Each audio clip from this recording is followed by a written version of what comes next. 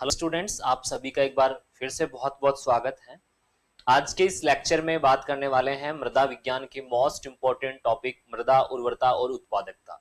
सबसे पहले बात करते हैं कि जो मृदा की उर्वरता है या उत्पादकता है उसको आप कैसे जज कर सकते हैं, या फिर अपन बात करें कि ये एक्चुअल में होती क्या है। उर्वरता जो बोलते हैं, आप बोलते हैं कि ये उर्वरक मृदा है या बोलते हैं कि ये उत्पादक मृदा है, तो किस आधार पे आप मृदा को जज कर सकते हैं कि ये उत्पादक है, उर्वरक है या नहीं है। सिंपली पहले इन चीजों को समझेंगे। देखिए, यहां बात हो रही है मृदा उर्वरता और उत्पादकता की। मृदा उर्वरता एवं उत्पादकता,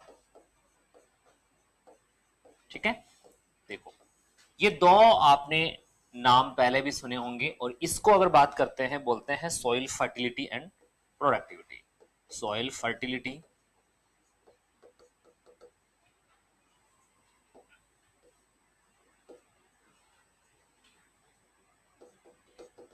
एंड प्रोडक्टिविटी, ठीक है। सॉइल फर्टिलिटी या प्रोडक्टिविटी बोल सकते हैं, या उर्वरता या उत्पादकता बोल सकते हैं। तो सिंपली यहां पे आपके पास में दो शब्द ऐसे हैं जो आपने पहले भी नाम सुने हैं। एक है उर्वरता, देखिए यहां पे उर्वरकता नहीं है, ये क्या है आपका उर्वरता, और दूसरी चीज है उत्पादकता। दूसरी क्या है? उत्पादकता। अगर इन दोनों वर्ड्स को आप देखें तो ये आपस में रिलेटेड हैं, लेकिन इनका अर्थ अलग अलग लिया जाता है। देखिए, सबसे पहले बात करते हैं उर्वरता की। तो उर्वरता क्या होती है कि मृदा की कैपेसिटी को डिनोट कर रही है। ये किसको बता रही है? मृदा की कैपेसिटी को बता रही है, जबकि ये भी मृदा की कैपेसिटी को ही बता रही है, लेकिन ये प्रति हेक्टेयर के हिसाब से बता रही है, ठीक है। तो देखो, यहां पहली चीज देखते हैं उर्वरता। पहला जो पॉइंट है उर्वरता, मृदा उर्वरता। मृदा उर्वरता को समझने के लिए आपको छोटे छोटे पॉइंट्स का सहारा लेना पड़ेगा। पहली चीज की ये मृदा की क्या होती है? क्षमता होती है। आप बोलेंगे मृदा की क्षमता, और ये क्षमता कैसी होती है? पैतृक क्षमता। मृदा की पैतृक क्षमता, पैतृक क्षमता, मृदा की पैतृक क्षमता, यानी कि पैतृक का मतलब क्या हुआ? जो इसके पेरेंट्स से इसको मिली है। और यहां पे पेरेंट्स क्या है मृदा के? वो है आपकी चट्टानें। तो ये समता ऐसी समता है जो मृदा को जब निर्माण हुआ उसी टाइम पे मिली हुई है। और इस क्षमता की बात करते हैं तो यहां आप बोल सकते हैं कि कोई भी मृदा जिसकी भौतिक, रासायनिक और जैविक शक्ति अच्छी होगी, और उसी के दौरान, उसी के फलस्वरूप क्या होगी? ये पावर या शक्ति होती है, ठीक है। तो पहली चीज क्या है कि मृदा की पैतृक क्षमता ये होती है, ठीक है। दूसरा, इसके डेफिनेशन को आप इस प्रकार से समझ सकते हैं कि ये मृदा की कौन सी क्षमता होती है? पैतृक क्षमता। और क्षमता की अगर बात करते हैं तो यहां पे भौतिक, रासायनिक और जैविक शक्ति। कौन सी शक्ति? भौतिक, रासायनिक, मृदा की भौतिक यानी कि फिजिकल, रासायनिक, भौतिक, रासायनिक एवं जैविक क्षमता, जैविक क्षमता। इस क्षमता के बदौलत क्या कर सकती है? देखो, मृदा की भौतिक, रासायनिक और जैविक क्षमता, जिसके कारण पौधे को पोषक तत्व उपलब्ध होते हैं, ठीक है। भौतिक, रासायनिक और जैविक क्षमता, या बोल सकते हैं जैविक शक्ति, जैविक शक्ति बोल सकते हैं यहां पे इसको, जैविक शक्ति, जिसके फलस्वरूप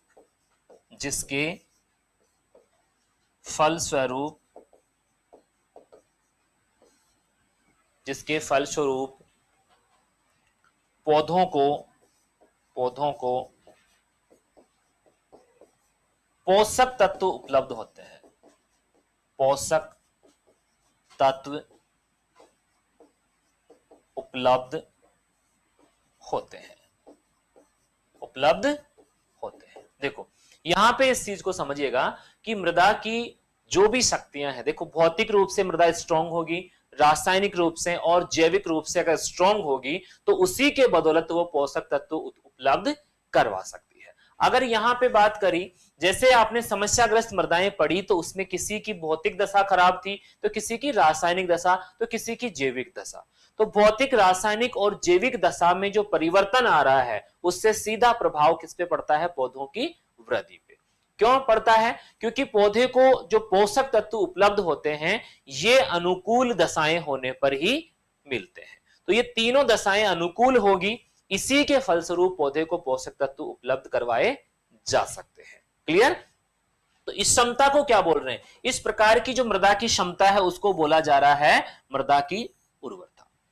आप देखो यहां पे मृदा की भौतिक दशा को आप देख के आइडेंटिफाई कर सकते हैं कि इसकी खराब है या सही है, लेकिन रासायनिक और जैविक क्षमता का आप पता नहीं कर सकते। रासायनिक और जैविक दशा का प्रयोग पता नहीं कर सकते, इसलिए इसका पता लगाने के लिए क्या किसका सहारा लेना पड़ता है?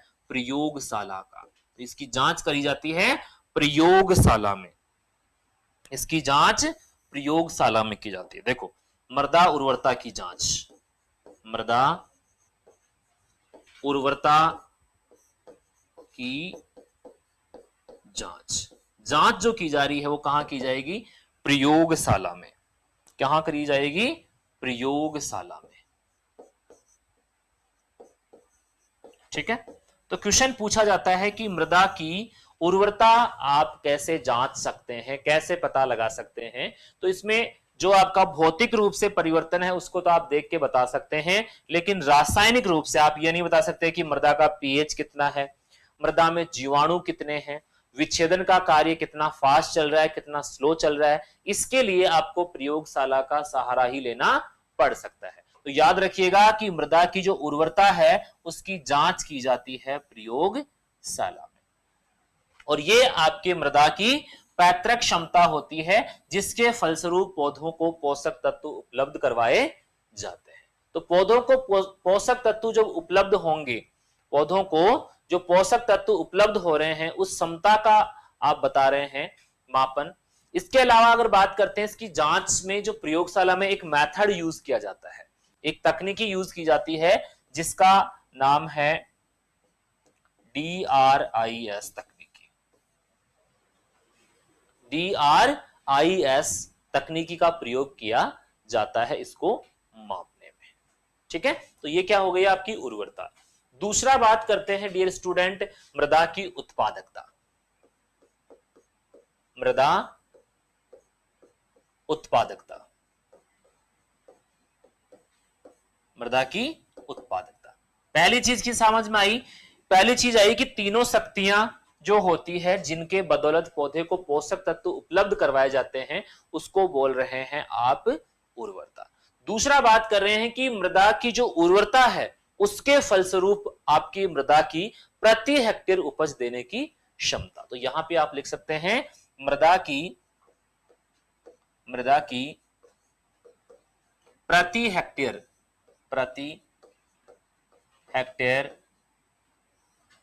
उपज देने की क्षमता, उपज देने की क्षमता।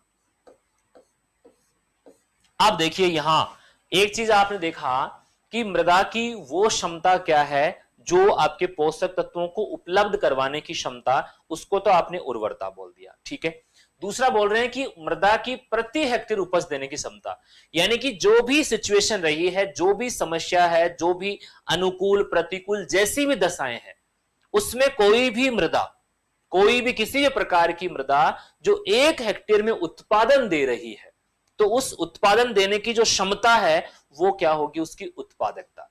अगर समस्याग्रस्त मृदाएं हैं तो उसकी उत्पादन क्षमता कम होगी, और अगर अनुकूल परिस्थितियां, सभी प्रकार की परिस्थितियां अनुकूल है तो उसकी उत्पादकता अधिक होगी। तो यहां से अधिक होगी कम होगी उससे कोई लेना देना नहीं है, सीधी सी बात यह है कि जो आपके प्रति हेक्टेयर उपज दे रही है वो मृदा की एक क्षमता है, और ये मृदा की क्षमता अलग अलग स्थानों पर और अलग अलग मैनेजमेंट करने पे अलग अलग हो सकती है, यानी कि इसको बदला जा सकता है। जबकि पैतृक क्षमता होती है उसमें अधिक परिवर्तन नहीं कर सकते। हालांकि उसमें पोषक तत्व आप बढ़ा सकते हैं, उसको भौतिक, रासायनिक और जैविक दशा को सुधारने की कोशिश कर सकते हैं, लेकिन यहाँ पे उत्पादन जो है आप सीधा बढ़ा सकते हैं, जबकि उसकी उर्वरता में परिवर्तन सीधा नहीं कर सकते। ठीक है, तो ये क्षमता आपकी प्रति हेक्टेयर उपज देने की क्षमता कहलाती है। और इसकी जांच की बात करते हैं, इसकी जांच किसान खुद भी कर सकता है। किसान के खेत पर कैसे की जाती है? प्रति हेक्टेयर उपज में, प्रति हेक्टर उपज में, उपज क्या हो सकती है? किलोग्राम प्रति हेक्टेयर, क्विंटल प्रति हेक्टेयर, टन प्रति हेक्टेयर, या फिर बोल सकते हैं रुपयों में की जा सकती है, रुपयों में की जा सकती है। ठीक है, कि प्रति हेक्टेयर आपको कितना उत्पादन मिल रहा है और उस उत्पादन को बेचने से आपको कितने पैसे मिल रहे हैं। तो या तो आप इसको केजी में माप सकते हैं, क्विंटल में कि इतना हेक्टेयर है, या फिर बोल सकते हैं जैसे मान लीजिएगा ये आपने 1 हेक्टेयर कोई फसल लगाई है और उससे आपको ये 2 लाख रुपए मिले हैं। क्या मिले हैं? 2 लाख। तो ये 2 लाख इसकी क्या हो जाएगी? उत्पादकता। ठीक है, इसी प्रकार से बात कर रहे हैं, आपको क्या मिला है? 20 क्विंटल मिला है, तो ये 20 क्विंटल क्या हो जाएगी? इसकी उत्पादकता। क्या हो जाएगी इसकी? उत्पादकता। तो यहां पे आप बोल सकते हैं कि आप इसको कैसे माप सकते हैं? प्रति हेक्टेयर जो उपज होगी, इसमें आप बात कर सकते हैं किलोग्राम है, क्विंटल है, या फिर आप सीधा रुपयों में भी इसको माप सकते हैं। ठीक है, अब देखिए यहां बात करते हैं कि अलग अलग जो मृदाएं होगी, उनकी उत्पादन क्षमता अलग होगी, उनकी आप उर्वरता भी अलग होगी। तो अगर यहां से क्वेश्चन पूछा जाता है तो सिंपली आप यहां तक कोई कंफ्यूज नहीं रहेगा कि उत्पादकता क्या होती है? प्रति हेक्टेयर उपज देने की क्षमता। हालांकि यह क्षमता तभी होती है, यह क्षमता किसके बदौलत होती है? यह उर्वरता के बदौलत होती है। ये किसके बदौलत होती है? उर्वरता के बदौलत ही यह क्षमता होती है। अगर कोई मृदाएं उर्वरक नहीं है, मृदाएं उर्वर नहीं है, तो उत्पादक होना संभव नहीं है। तो आगे बात करेंगे। पहले देखते हैं कि ये जो आपको दोनों चीजें मैंने बताई ये क्लियर हैं कि प्रति हेक्टेयर उपज देने की क्षमता और भौतिक, रासायनिक और जैविक क्षमता, जिसके फलस्वरूप पौधे को पोषक तत्व उपलब्ध हो सकते हैं। ठीक है, अब देखो कई कारणों के कारण आपके कुछ कारक हैं जो प्रभावी और अप्रभावी होने से उर्वरता और उत्पादकता में परिवर्तन आ सकता है। तो यहां पहली बात करते हैं मृदा उर्वरता को प्रभावित करने वाले कारक। मृदा उर्वरता को प्रभावित करने वाले कारक, प्रभावित करने वाले कारक। देखो कारकों की लिस्ट थोड़ी लंबी है, इसलिए आप एक एक कारक को अच्छे से समझने की कोशिश करेंगे और यहां पे आपको यह समझना है कि इन कारकों की वजह से कैसे आपकी उर्वरता में परिवर्तन आ सकता है। तो इसकी मेजर 2 कैटेगरी बनाई गई है। पहली कैटेगरी की बात करते हैं आपके प्राकृतिक कारक। ओके, और प्राकृतिक कारकों में जो मृदा के पैतृक गुण है, पैतृक गुण किस प्रकार प्राकृतिक रूप से परिवर्तित हो सकते हैं उसके आधार पे है। तो देखो इसमें पहला जो पॉइंट है डियर स्टूडेंट, इस पॉइंट की बात कर रहे हैं, यह है आपका पैतृक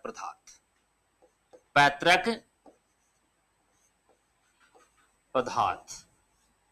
ठीक है, दूसरा बात कर रहे हैं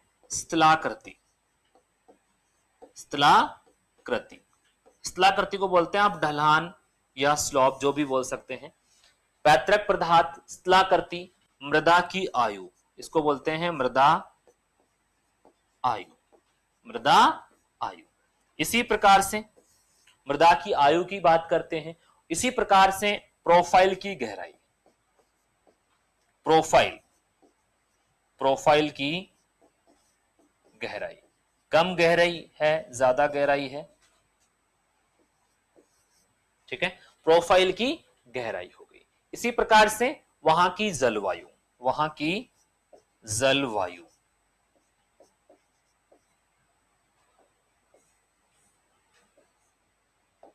जलवायु, ठीक है। इसी प्रकार से मृदा अपर्दन, मृदा अपर्दन, ठीक है। मृदा अपर्दन किस प्रकार से इसको प्रभावित कर रहा है? मृदा की भौतिक दशा, मृदा की भौतिक दशा, मृदा की भौतिक दशा, भौतिक दशा, ठीक है। इसी प्रकार से मृदा की भौतिक दशा के साथ साथ बात करते हैं पोषक तत्व प्रदान करने की क्षमता, पोषक तत्व प्रदान करने की क्षमता, पोषक तत्व प्रदान करने की क्षमता।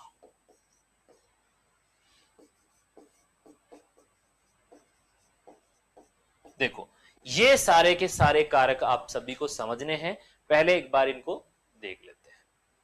पहली चीज बात कर रहे हैं पैतृक पदार्थ, स्थलाकृति, मृदा आयु, प्रोफाइल की गहराई, जलवायु, मृदा अपर्दन, मृदा की भौतिक दशा, पोषक तत्व प्रदान करने की क्षमता। तो ये सारे के सारे कारक मृदा की उर्वरता को प्रभावित करने वाले कारक होते हैं, यानी कि इनका प्रभाव जितना पड़ेगा उससे सीधा और सीधा परिवर्तन किस पे आएगा या प्रभाव किस पे आएगा? मृदा की उर्वरता पर। देखो इसको थोड़ा सा डिटेल से देखने की कोशिश करते हैं कि कैसे आएगा। पहली चीज की बात करते हैं पैतृक पदार्थ। पैतृक पदार्थ का मतलब होता है कि जिस पदार्थ से मृदा का निर्माण हुआ है, तो जो आपके पैतृक पदार्थ में गुण थे वही आपके मृदा में आएंगे, ठीक है। तो यहां पोषक तत्वों की मात्रा जो होगी, पोषक तत्वों की मात्रा,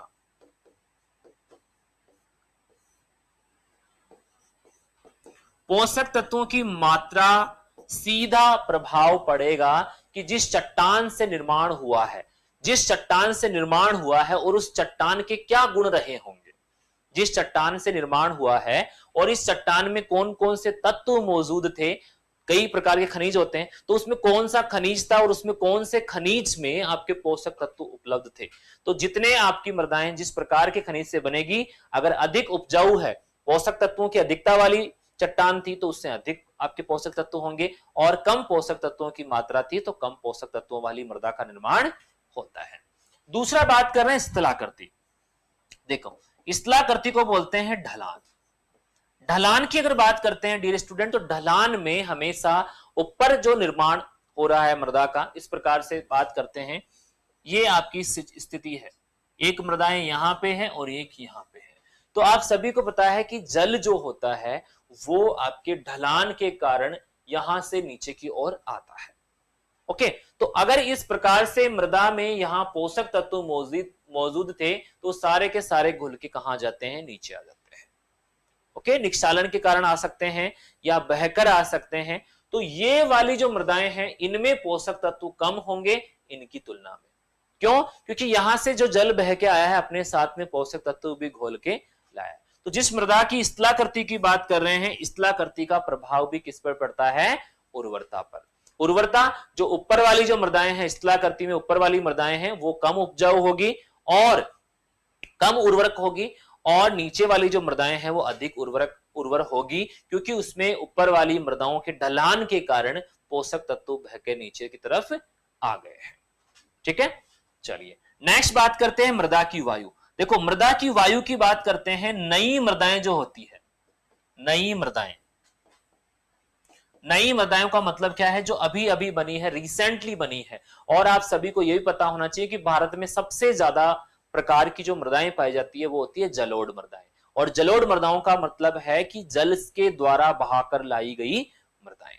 तो जल के द्वारा बहाकर लाई गई जो मृदाएं हैं, जल के द्वारा बहाकर लाई गई जो मृदाएं हैं डियर स्टूडेंट, ये आपकी नई मृदाओं का निर्माण कर रही है। और नई मृदाओं में पोषक तत्व क्या होते हैं? अधिक होते हैं। नई मृदाओं में पोषक तत्व क्या होते हैं, अधिक होते हैं, जिस कारण से आपके पोषक तत्वों की मात्रा अधिक होती है। जैसे जैसे आप फसल लगा रहे हैं तो फसल लगाने के बाद में आपके पोषक तत्वों की मात्रा कम होती चली जाती है। पोषक तत्वों की मात्रा कम हो जाएगी तो मृदा में उर्वरता कम होगी। ठीक है, नेक्स्ट बात कर रहे हैं प्रोफाइल की गहराई। देखिए, प्रोफाइल की गहराई की बात कर रहे हैं डियर स्टूडेंट, तो यहां पे प्रोफाइल की कम गहरा होने पर मृदाओं का जो उर्वरता है वो भी कम हो जाएगी, क्योंकि गहराई अगर प्रॉपर होगी तो पौधों की जो जड़ें हैं वो उचित गहराई तक जाएगी और गहराई तक जाके अपना पोषक तत्व और जल को ग्रहण करेगी, पोषक तत्व और जल को ग्रहण करेगी। इसलिए मृदा का अधिक गहरा होना जरूरी है। और सस्ये फसलें लगाने के लिए, देखो यहां पे एक चीज समझ लेना, सस्ये फसलों के लिए आपकी जो एग्रोनॉमिक क्रॉप है, सस्ये फसलें, सस्ये के लिए 2 मीटर की गहराई होना चाहिए। कितने मीटर की? 2। और उद्यान की फसलों के लिए, उद्यान वाली फसलों के लिए 3 मीटर। कितना होना चाहिए? 3 मीटर। याद रखेंगे ना? चलिए अब बात करते हैं जलवायु। देखिए, जलवायु अगर अनुकूल है, जलवायु क्या है? अनुकूल है, अनुकूल होगी तभी पोषक तत्व ज्यादा ग्रहण किए जाएंगे और तभी पौधों की वृद्धि भी अधिक होगी। अगर जलवायु फेवरेबल नहीं है, प्रतिकूल परिस्थितियां बनी हुई है, तो पौधे ना तो पोषक तत्व ग्रहण कर पाएंगे और ना उनका उत्पादन हो पाएगा। तो इस कारण से भी आपका क्या हो सकता है, फसल का जो उत्पादन है वो प्रभावित हो सकता है और उर्वरता भी प्रभावित हो सकती है। मृदा अपर्दन, देखो मृदा अपर्दन की बात कर रहे हैं। मृदा अपर्दन का मतलब होता है, अभी अपना टॉपिक नहीं हुआ है इसलिए आपको समझ में नहीं आएगा, जैसे ही टॉपिक क्लियर करवाएंगे समझ में आ जाएगा। मृदा अपर्दन का मतलब होता है कि मृदा का एक स्थान से दूसरे स्थान तक पहुंचना, जल या वायु के माध्यम से एक स्थान से दूसरे स्थान पे जो पहुंच रहे हैं उसको बोल रहे हैं अपर्दन। तो अपर्दन में क्या हो रहा है कि जो उपजाऊ मृदा है वो आपकी उड़कर, बहकर या किसी ना किसी माध्यम से वो दूसरे स्थान पे पहुंच रही है। तो अगर ये लगातार चलता रहा, ऐसा लगातार ऐसा चलता रहा, तो उसके बाद में क्या हो जाएगा, यहां पे मृदा की उर्वरता कम हो जाएगी। तो रिसेंटली यहां पे बात कर रहे हैं कि जो मृदा बनी है उसका अपर्दन जितना ज्यादा होगा उतना ही उसमें पोषक तत्वों का जो लेवल है वो कम हो जाएगा। ठीक है, तो मृदा का अपर्दन सीधा प्रभाव किस पे डाल रहा है? उर्वरता पे। क्लियर? चलिए नेक्स्ट बात कर रहे हैं मृदा की भौतिक दशा। अभी आपने लास्ट लेक्चर में डिस्कस किया कि मृदा की जो भौतिक दशा है वो प्रभावित हो रही है और भौतिक दशा के प्रभावित होने से सीधा प्रभाव पड़ रहा है पौधों की वृद्धि पे। पौधों की वृद्धि पे प्रभाव इसलिए पड़ता है कि भौतिक दशा खराब होने से पौधे जल ग्रहण नहीं कर पाते हैं और जो वायु है उसका संचार प्रॉपरली नहीं हो पाता है। इस कारण से यहां पे सीधा और सीधा किस पे प्रभाव पड़ेगा? उर्वरता पे। नेक्स्ट पॉइंट है आपका पोषक तत्वों को प्रदान करने की क्षमताएं। देखिए कई सारे जो मृदाएं हैं उनमें पोषक तत्व अधिक मात्रा में उपलब्ध होते हैं, लेकिन वो पौधों को उपलब्ध नहीं हो पाते हैं किसी भी कारण से, क्योंकि उसकी भौतिक, रासायनिक और जैविक शक्ति अनुकूल नहीं होती है और अनुकूल परिस्थितियां नहीं होने के कारण यहाँ पे अलग अलग प्रकार की सिचुएशंस क्रिएट होती है जिसकी वजह से पोषक तत्व प्रदान नहीं करवाए जा सकते हैं। तो इस कारण से ये सारे कारण मिलकर किसको प्रभावित कर रहे हैं? उर्वरता को। और ये सारे के सारे कैसे हैं? प्राकृतिक कारण है, इनको अगर आप कंट्रोल भी करना चाहेंगे तो पॉसिबल नहीं है। ठीक है, क्योंकि ये आपके किसी भी इंटरफेयर से चेंज नहीं होंगे, ना पैतृक पदार्थ को बदल सकते, ना स्थलाकृति को, ना मृदा की वायु जो आयु है उसमें परिवर्तन कर सके, ना किसी प्रकार के जलवायु में। ये जितने भी आपको पॉइंट्स दिख रहे हैं आप चाहकर भी इनमें आप परिवर्तन नहीं कर सकते हैं। ठीक है, तो इन सभी का प्रभाव आपकी सीधा और सीधा किस पे पड़ता है? उर्वरता पे। इसीलिए देखते हैं कि हर प्रकार की मृदाओं की उर्वरता अलग अलग होती है। जैसे जैसे अपन एरिया टू एरिया देखते हैं, विजिट करते हैं, तो वहां पे आपको अलग अलग प्रकार के कलर दिखेंगे, अलग अलग प्रकार की प्लांटेशन दिखेगी, क्योंकि आपका जो जलवायु है वहां का, उस जलवायु के अकॉर्डिंग ही जो प्लांट है उनका डिस्ट्रीब्यूशन होता है। चलिए, तो ये सारे के सारे कारक कौन से थे? आपके प्राकृतिक कारक। दूसरा पॉइंट है आपके कृत्रिम कारक। इन कृत्रिम कारकों की बात कर रहे हैं जिनको आप बदल सकते हैं।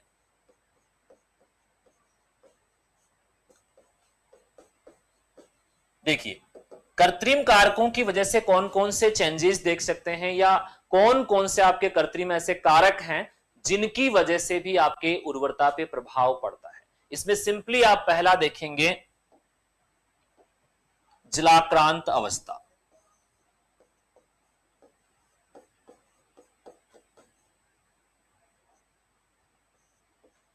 जलाक्रांत अवस्था यानी कि वाटर लॉगिंग, ठीक है। तो ये किस वजह से हो रहा है? ये ह्यूमन इंटरफेयर की वजह से हो रहा है। दूसरा बात कर रहे हैं फसल की जो प्रणाली आप लगा रहे हैं, फसल प्रणाली, फसल प्रणाली, ठीक है। मृदा ताप,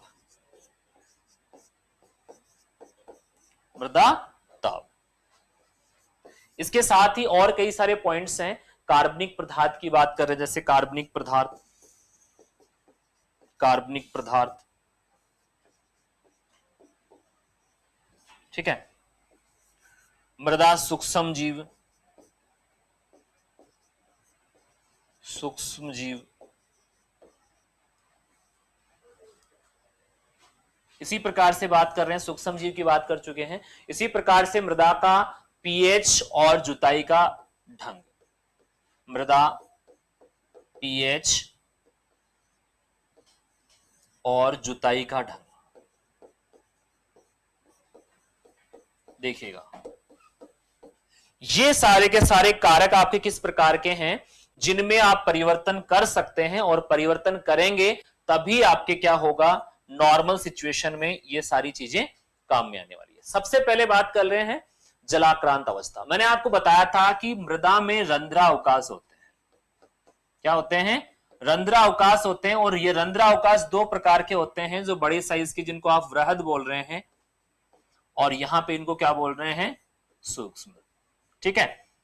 इनमें सामान्यतः क्या होती है, वायु होती है, और इसमें क्या होता है, जल। ये नॉर्मल सिचुएशन की बात कर रहे हैं जब आपके ये समस्या नहीं होती है। तो ये समस्या आपकी किस कारण से हुई है कि नॉर्मली आपके जो वृहद रंध्र है, जो 60 माइक्रोन से ज्यादा के आकार के हैं, उनमें क्या होनी चाहिए, वायु होनी चाहिए, जो नॉर्मल सिचुएशन में होती है, ठीक है। और सूक्ष्म में क्या होना चाहिए, जल। लेकिन यहां पे क्या सिचुएशन है, जलाक्रांत, और जलाक्रांत में क्या होता है, आपके सूक्ष्म में भी वायु नहीं होगी और वृहद में भी वायु नहीं होगी, यानी टोटली आप इन दोनों रंध्रों में देखेंगे तो क्या होगा, जल होगा। और ये कब होता है, जब आपका ह्यूमिड क्लाइमेट होता है। क्या होता है, ह्यूमिड, जहां पे वर्षा अधिक होती है, उस अवस्था में जलाक्रांत कंडीशन होती है। तो मान लीजिए आपकी जो फसल है वो खड़ी है और उस अवस्था में जलाक्रांत अवस्था आ गई है, तो पौधों को जो रेस्पिरेशन है, उनकी जो प्लांट की रूट्स हैं, उनको रेस्पिरेशन के लिए वायु सप्लाई नहीं हो पाएगी। तो उस कंडीशन में आपका प्लांट फोटोसिंथेसिस वगैरह नहीं करेगा या नॉर्मल एक्टिविटी नहीं कर पाएगा। इससे सीधा प्रभाव किस पे पड़ेगा, उर्वरता पे, ठीक है। और ये सिचुएशन कब हुई, आप इसको बदल सकते हैं। यहां पे आप प्रॉपरली क्या कर सकते हैं, एरिएशन स्टेटस सुधार सकते हैं, ड्रेनेज की फैसिलिटी प्रोवाइड करके। क्लियर।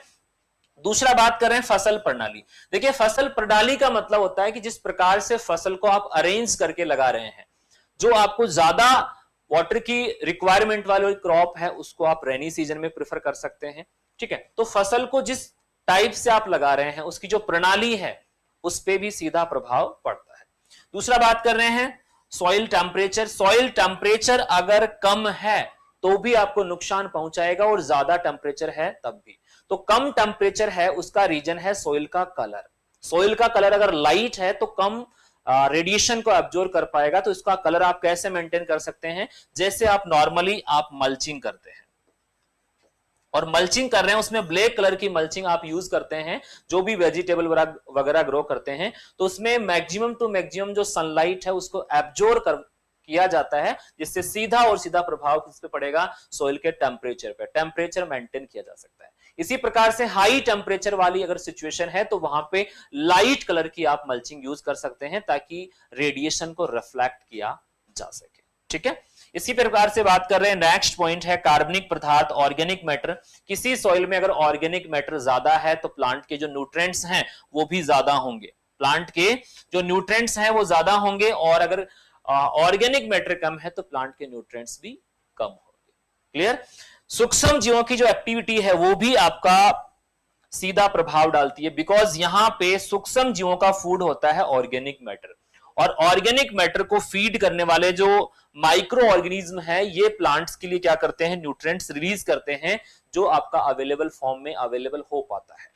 सीधा प्लांट आपके ऑर्गेनिक मैटर को यूज नहीं कर सकते हैं, इसके लिए ये जो यहाँ पे वेक्टर काम कर रहे हैं कि उसको ट्रांसफॉर्म कर रहे हैं, यहाँ पे कॉम्प्लेक्स सब्सटेंस है और कॉम्प्लेक्स से ये किसमें बदलेंगे, उसको सिंपल में, और ये प्लांट को अवेलेबल हो पाएंगे। इसी टाइप से बात कर रहे हैं सोइल का पीएच। सोइल का पीएच आइडियल होना चाहिए, बिकॉज यहाँ पे बात कर रहे हैं 7.5 टू 6.5 टू 7.5 तक का जो रेंज है, उसी में प्लांट के जो न्यूट्रिएंट्स हैं उनकी मैक्सिमम टू मैक्सिमम अवेलेबिलिटी होती है। और इसी प्रकार से बात कर रहे हैं जुताई का ढंग। आप हमेशा जो स्लोप है उसके अक्रॉस जुताई करेंगे, पैरेलल जुताई करेंगे तो उससे इरोजन बढ़ेगा, और इरोजन से जो टॉप प्रोडक्टिव जो सॉइल है वो क्या चली जाएगी, रन ऑफ होके चली जाएगी। तो ये सारे पॉइंट्स आपको क्या बता रहे हैं कि इन सारे के सारे जो फैक्टर्स हैं इनका सीधा प्रभाव पड़ता है सॉइल की फर्टिलिटी यानी कि उर्वरता पर। ठीक है, तो यहां से ये सारे पॉइंट्स देखने के बाद में कि ये सारे जो आपने पावर पढ़ी, पावर किसकी पढ़ रहे हैं कि मृदा की भौतिक, रासायनिक और जैविक शक्ति, ये सारी शक्तियां सही होने के बावजूद भी अगर इनमें से किसी में भी चेंज होता है तो मृदा जो है उसमें आपकी उर्वरता प्रभावित हो सकती है। तो यहां से एक पॉइंट निकलता है, एक कंडीशन होती है, देखिए उर्वर मृदाएं जो होती है सामान्यतः, अगर बात कर रहे हैं सामान्यतः उत्पादक होती है, उत्पादक होती है। ठीक है, आप देखो इसको कैसे समझेंगे। यह पॉइंट आपको बताता है कि अगर किसी मृदा में पोषक तत्व अधिक मात्रा में उपलब्ध है, मृदा में पोषक तत्व अधिक मात्रा में उपलब्ध हैं, तो ये पोषक तत्व पौधे द्वारा ग्रहण किए जाएंगे और पौधे द्वारा आपका सामान्य जो उत्पादन है वो प्राप्त किया जा सकता है। ठीक है, तो जितने ज्यादा पोषक तत्व होंगे उतने ही पौधे द्वारा ग्रहण किए जाएंगे और उतना ही क्या होगा, आपका उत्पादन होगा। लेकिन ये कब होगा, जब सामान्य परिस्थितियां हैं। ये सामान्यतः परिस्थितियों में बात कर रहे हैं, अनुकूल परिस्थितियां होगी तभी ये चीज आप कह सकते हैं। ठीक है, ये आप परमानेंटली सही नहीं बोल सकते हैं कि अगर पोषक तत्व ज्यादा है तो उत्पादन भी ज्यादा होगा। यह 100% सही नहीं है, क्योंकि यह सामान्य अवस्थाओं में होता है। ठीक है, लेकिन यहां पे एक चीज है, उत्पादक मृदाएं, उत्पादक मृदाएं हमेशा उर्वर होती है, उर्वर होती है। ये दो लाइनें काफी बार एग्जाम में पूछी जाती है कि ये दोनों 100% सही है क्या। तो पहली लाइन आपकी 100% सही नहीं है, लेकिन कुछ मात्रा में सही भी है कि अगर आपकी मृदाओं में पोषक तत्व ज्यादा है तो पौधों को मिलेंगे, और पौधों को मिलेंगे तो उत्पादन भी ज्यादा होगा। लेकिन ये कब है, सामान्य। अगर यहां पे प्रतिकूल परिस्थितियां आ जाएगी, प्रतिकूल, तो प्रतिकूल परिस्थितियों में आपका जितना भी उत्पादन हुआ है वो नष्ट हो सकता है और मृदाएं उर्वर होते हुए भी उत्पादक नहीं होगी। जैसे मान लीजिएगा यहां पे बात कर रहे हैं अधिक वर्षा, अधिक वर्षा, तो अधिक वर्षा हो जाने के कारण क्या हो जाएगा, आपकी फसल खराब हो जाएगी। फसल क्या हो जाएगी, खराब हो जाएगी। और उस परिस्थिति में अगर बात करते हैं तो आपकी मृदाएं उर्वर होते हुए भी उत्पादक नहीं होगी, उर्वर होते हुए भी उत्पादक नहीं होगी। इसका रीजन आपको सीधा पता चल गया कि सामान्य परिस्थितियां होने के कारण ही यह सिचुएशन हो सकती है। ठीक है, दूसरा बात कर रहे हैं कि उत्पादक, अगर कोई फसल है, अगर किसी खेत में कोई फसल है लहरा रही है, तो वो किसी प्राकृतिक कारण से नहीं, वो मृदा की क्षमता के कारण लहरा पा रही है, और ये हमेशा क्या होगी, उर्वर होगी। ये क्या होगी, उर्वर होगी। यानी कि उसमें पोषक तत्व ज्यादा थे तभी तो वो इतनी ज्यादा उत्पादन दे पाई। कोई चमत्कार कार्य नहीं करता है, कोई चमत्कार यहां पे कार्य नहीं करता है। चमत्कार नहीं, ये मृदा की क्षमता थी, ये उसका पावर था, इसका पोटेंशियल था। तो ये आपका पावर उर्वर होते हुए भी उत्पादक ना हो, क्योंकि यहाँ पे कई सारी प्रतिकूल परिस्थितियां, अधिक वर्षा, कम वर्षा या कीट रोग, इन सभी के कारण इनका उत्पादन कभी कभी नष्ट हो जाता है और इसकी क्षमता का आपको क्या करना पड़ता है फिर, कि ये तो क्षमता ही नहीं थी। ठीक है, चलिए, तो ये सारी चीजें आपको हमेशा याद रखनी है। ठीक है, इसी प्रकार से बात करते हैं, नेक्स्ट जो पॉइंट है डियर स्टूडेंट, वो है आपका मृदा उत्पादकता को प्रभावित करने वाले कारक। मृदा उत्पादकता, देखो यहां पे बात कर रहे हैं उत्पादकता किसको बोलते हैं, उत्पादकता आप किसको बोल रहे हैं, पहली चीज तो इसको देखो, प्रति हेक्टेयर उत्पादन देने की क्षमता, प्रति हेक्टेयर उत्पादन देने की क्षमता, उत्पादन देने की क्षमता। ठीक है, प्रति हेक्टेयर उत्पादन देने की क्षमता, और इसको मापा किस में जा रहा है, प्रति हेक्टेयर क्विंटल में, किलो में या फिर रुपीस में, यानी प्रति एक हेक्टेयर में कितने पैसे मिल रहे हैं, कितना क्विंटल आपको उत्पादन मिल रहा है या कितना किलो आपको उत्पादन मिल रहा है, इस चीज को बताने के लिए आपका यह प्रयोग में लिया जाता है। ठीक है, तो अब बात करते हैं कि यह कैसे प्रभावित हो सकती है, प्रभावित करने वाले कारक, प्रभावित करने वाले कारक। पहली चीज तो है इसमें मोस्ट इंपॉर्टेंट, मृदा उर्वरता।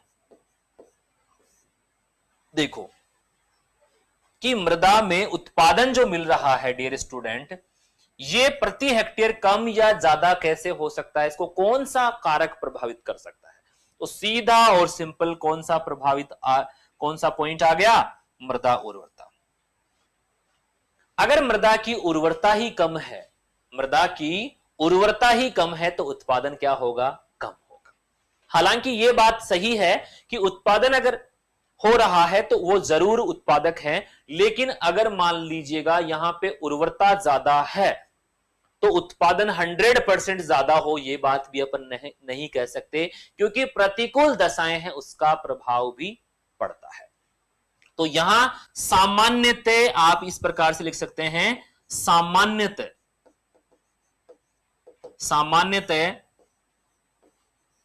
उर्वर मृदाएं उत्पादन अधिक देती है,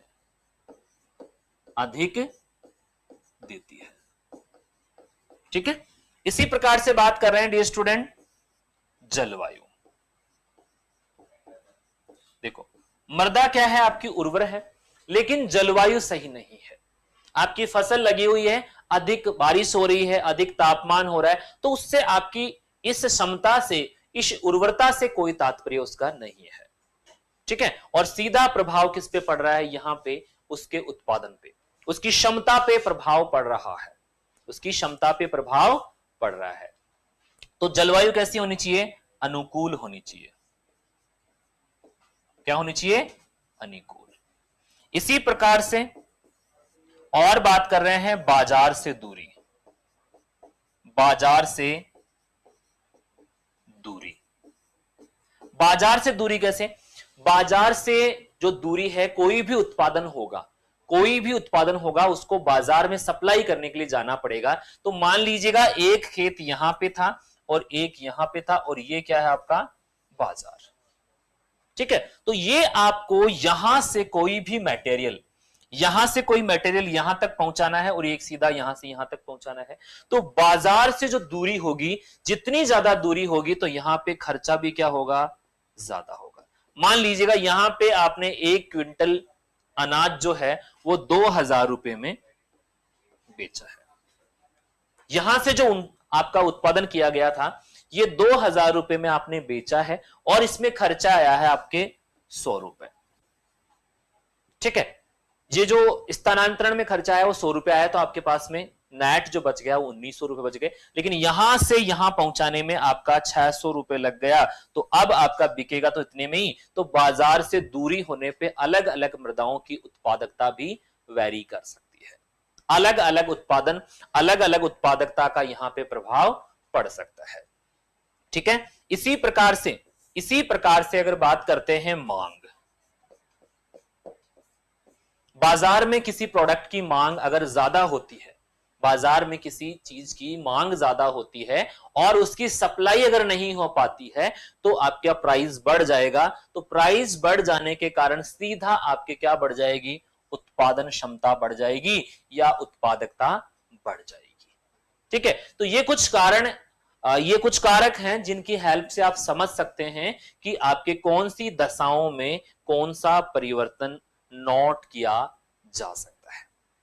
यहां पे आपने इस लेक्चर में मृदा उर्वरता और मृदा उत्पादकता को आराम से एक एक पॉइंट के माध्यम से समझने की कोशिश की है, और अब आप कह सकते हैं कि उत्पादक मृदाएं हमेशा उर्वर होगी। उत्पादक मृदाएं कैसी होगी, उर्वर होगी, लेकिन उर्वर मृदाएं हमेशा उत्पादक रहे ऐसा पॉसिबल नहीं है, क्योंकि मौसम की प्रतिकूल परिस्थितियों के कारण यह आपका परिवर्तन हो सकता है। उत्पादन ना भी हो यह भी पॉसिबल हो सकता है, और उत्पादन ज्यादा हो यह भी पॉसिबल हो सकता है। चलिए स्टूडेंट, आज के लिए इस टॉपिक में इतना ही, फिर मिलते हैं नए टॉपिक में नेक्स्ट टॉपिक के साथ में। Thank you so much.